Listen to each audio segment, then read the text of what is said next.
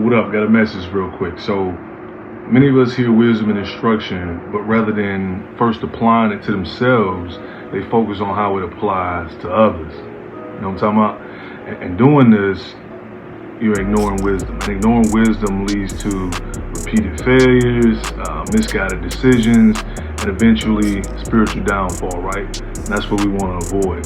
The Bible encourages learning, correction, and growth as essential parts for building a strong foundation in life, right?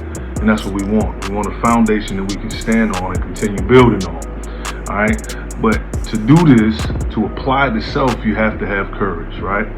Courage is not simply the absence of fear, but rather it's the strength to move forward despite fear, or in spite of.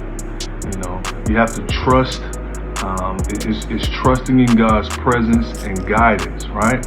And I mean, listen, I know it's easy to get caught up here because we often look at what others do to us, right? The transgressions that are taken against us, right? The things done to us.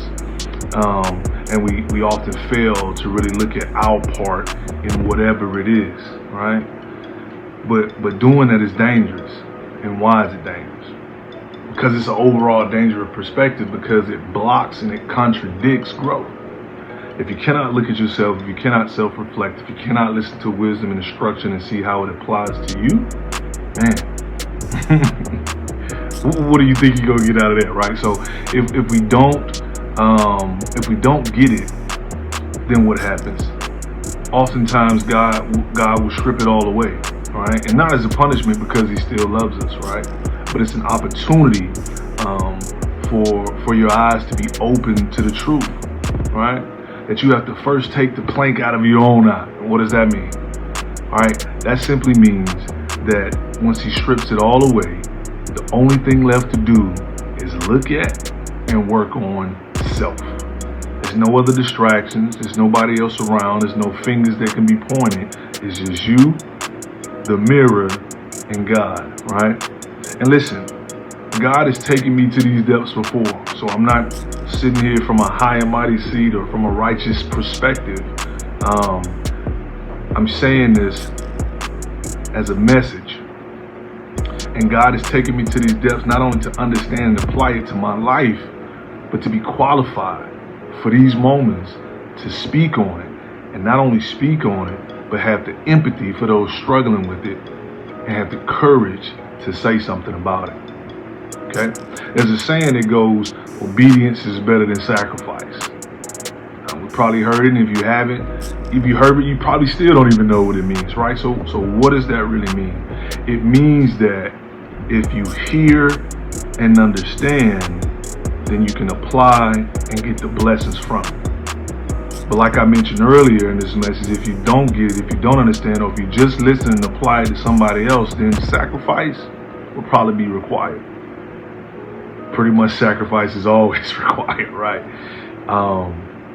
But I finally reached a point in my life, right, where I consider God and His Word before I take action, before I respond, before I do, right? But I'm not perfect. I'm still human. So there are times that I still act first. But being at that point also allows me to immediately recognize that. And then I immediately go to God and I lay it at His feet and I ask for forgiveness.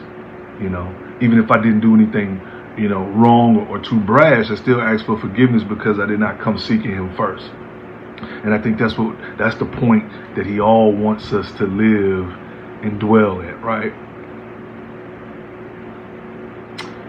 I don't deny God access to any part of my life.